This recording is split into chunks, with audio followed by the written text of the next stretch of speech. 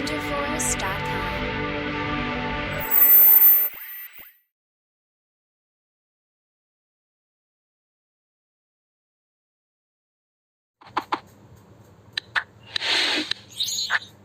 Hi students, welcome to Vizchem Telugu YouTube channel. ఇప్పుడే మనకు recent update NTA గురించి, NTA నుంచి, అది కూడా నీట్ గురించి పబ్లిక్ నోటీస్ ఇక్కడ మీరు చూసుకోవచ్చు. Original public notice 8 April 2024.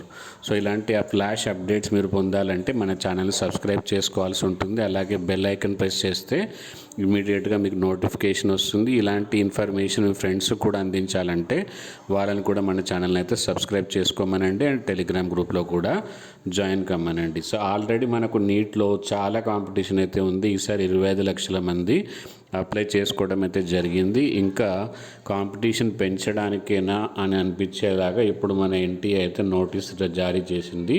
అదేంటి అంటే మళ్ళీ డేట్ ఎక్స్టెండ్ చేయడం అయితే జరిగింది.